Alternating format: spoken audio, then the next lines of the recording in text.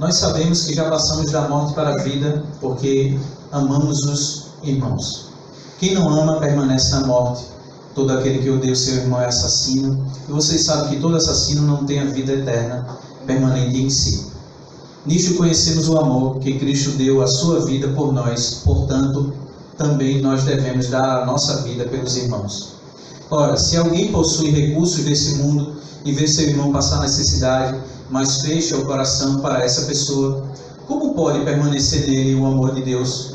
Filhinhos, não amemos de palavra nem de boca para fora, mas de fato e de verdade. E nisto conheceremos que somos da verdade, bem como diante dele tranquilizaremos o nosso coração. A pergunta é: você ama o seu irmão?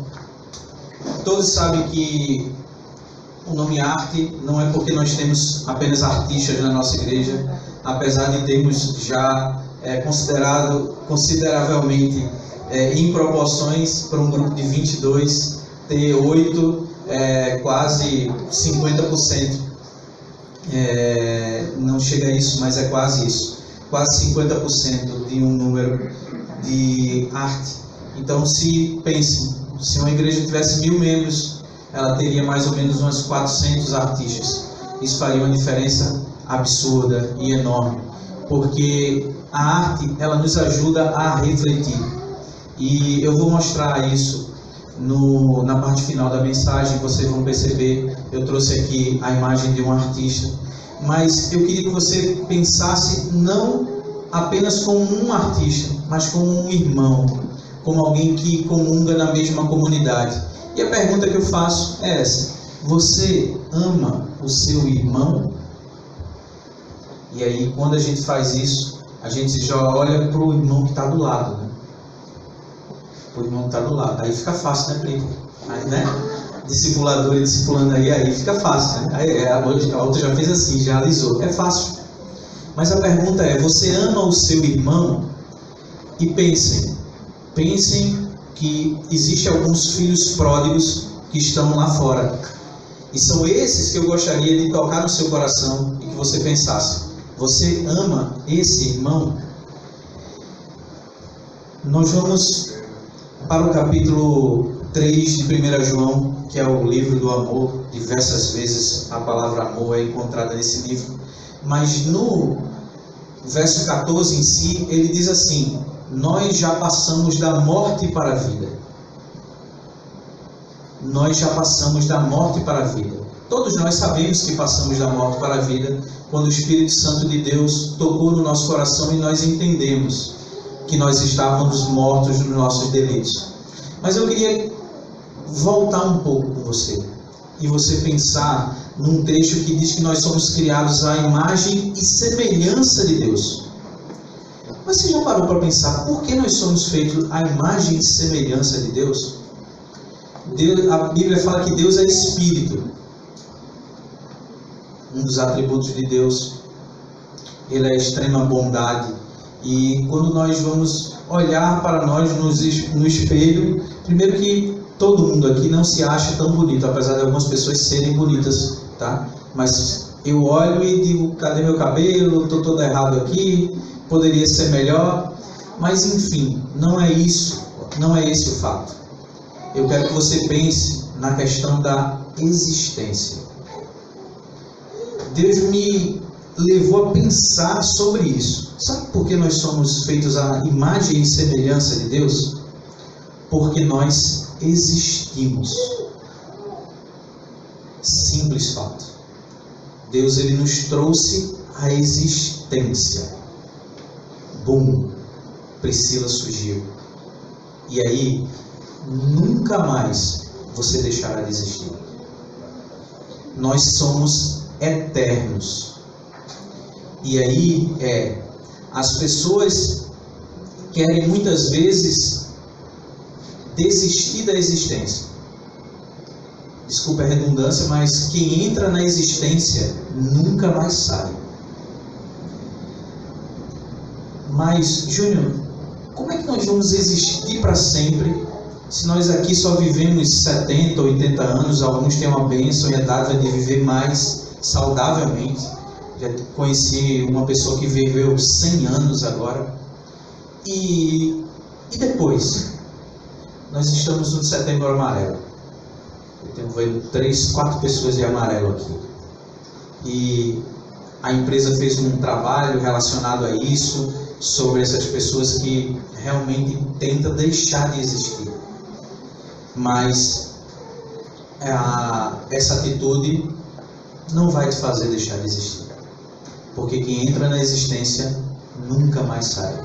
Nós somos criados à imagem e semelhança de Deus.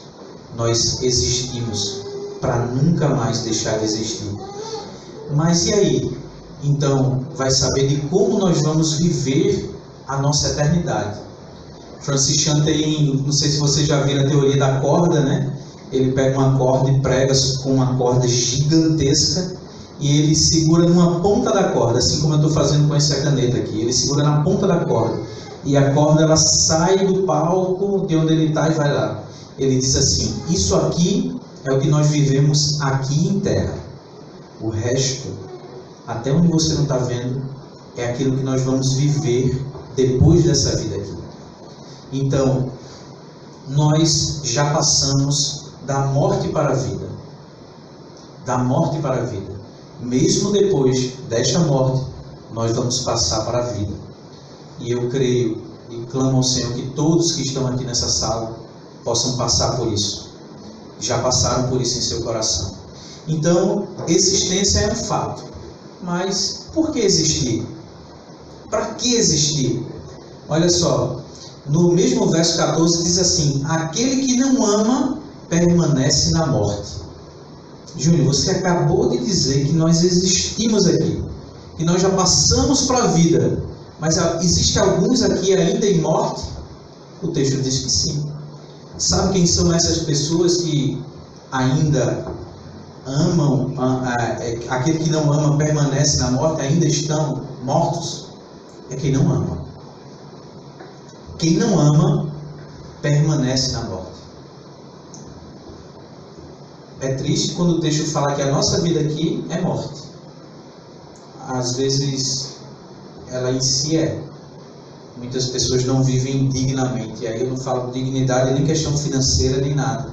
É que sofrem tanto, que pensam que seria melhor tentar deixar de existir. Mas lembre, ninguém deixa de existir.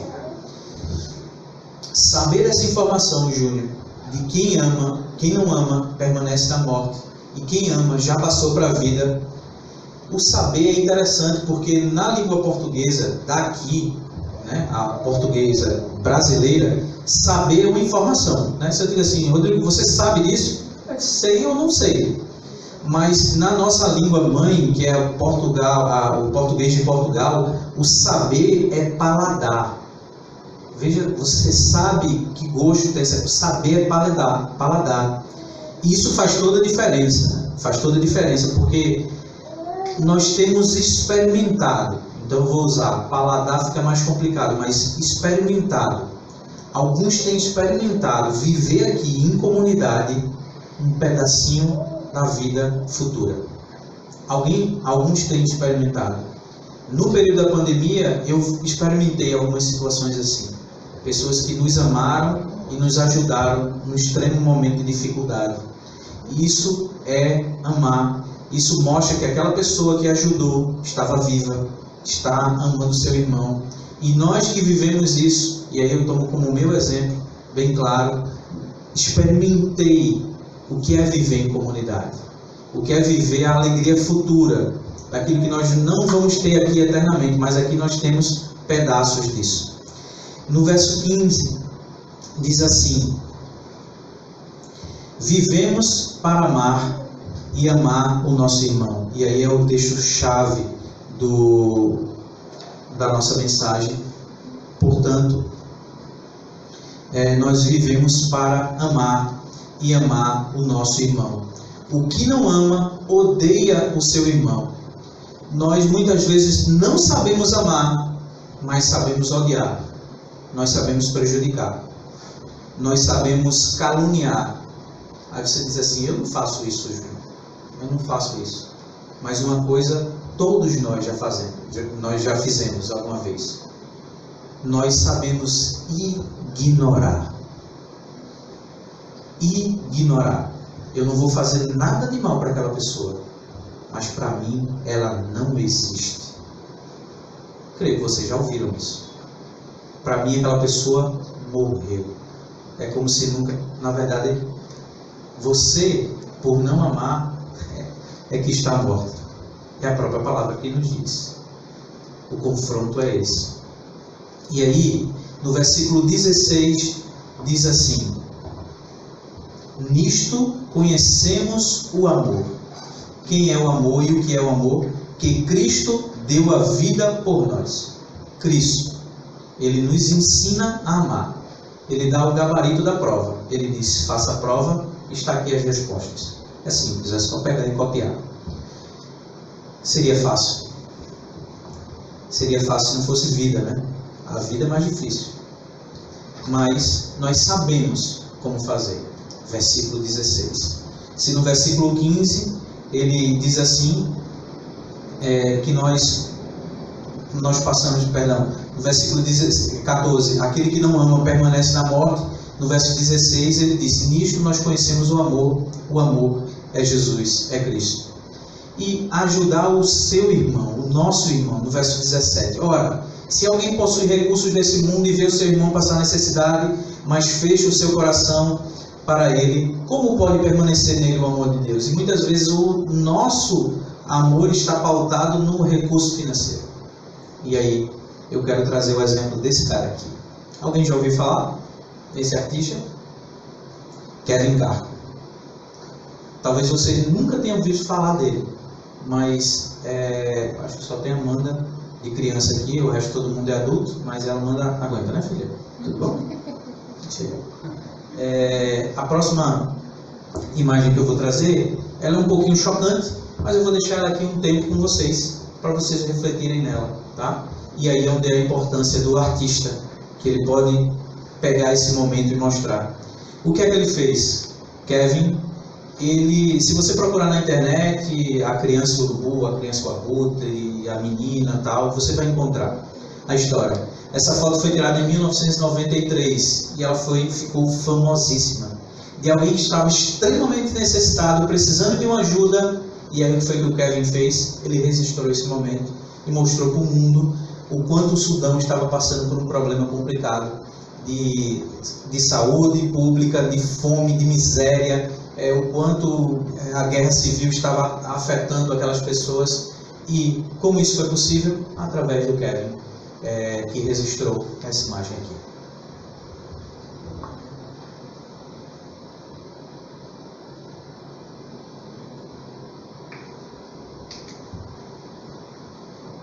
Você ama o seu irmão? O diabo está à espreita, esperando só um momento para devorar. Representado ali, aí é arte, tá, gente? Arte, como diz Luke Marker, ela não precisa de justificativa, ela em si. E aí, essa imagem para mim me remonta a algo. Para você, remonta talvez a algo totalmente diferente. É por isso que é arte. Ele registrou essa foto e essa foto ficou famosa no mundo inteiro. Numa época em que a internet, eu nem sei, 93 já tinha internet? Pouco, né? Não era muito divulgada. Mas ele conseguiu. Imagina se fosse nos tempos de hoje. E aí, está a mão de quem precisa de ajuda. E a mão de quem quer ajudar. Você ama o seu irmão? E aí, na imagem aqui, se eu perguntar, é bem claro para vocês. Quem precisa de ajuda na imagem? Está claro para vocês? Como diria a esquete do Joseph Klimber, a vida é uma caixinha de surpresa. Eu estou depressivo, sem telefone, dinheiro para o aluguel, dinheiro para o sustento de criança, dinheiro para dívidas, dinheiro. Eu estou sendo perseguido pela viva memória de matanças, cadáveres, cólera e dor, pela criança faminta ou ferida, pelos homens loucos com o dedo no gatilho, muitas vezes policial, assassinos. Trecho da carta do Kevin. 1 ano depois daquela foto, ele tirou a vida. Quem precisava de ajuda? Você não sabe, nós não sabemos o momento da nossa vida. Muitas vezes nós nos colocamos para ajudar o próximo, e isso aqui o texto remonta. Mas eu tenho certeza de que muitas vezes somos nós que precisamos de ajuda. E a pergunta eu vou repetir: você ama o seu irmão? Muitas vezes aquele que precisa de ajuda está do nosso lado, bem pertinho da gente, e a gente não percebe. Porque a gente acha que quem precisa de ajuda é só aquela criança faminta, prestes a morrer.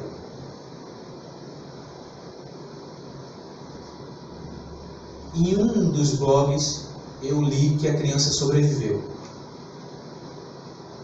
1 ano depois, o Kevin já não existia mais. E aí, uma homenagem ao artista, né?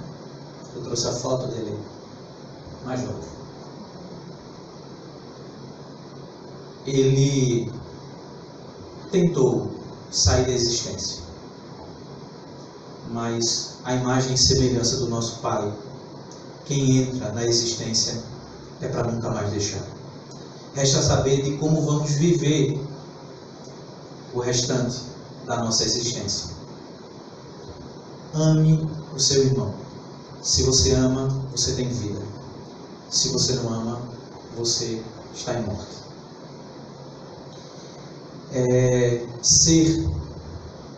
Ser aquele que vai trazer ajuda ao próximo. Esse é o nosso desafio. Isso é o que o texto remonta. Ame o seu irmão. Ele é interessante e Deus é tremendo. Jesus é maravilhoso nisso. Percebam que aqui não há sacrifício. Não há sacrifício. Ele só diz assim: ame. E aí, como amar alguém que a gente não conhece? Como amar alguém que a gente não conhece, não convive? Muitas vezes é difícil, né? Acho que quanto mais próximo nós estivermos, melhor será.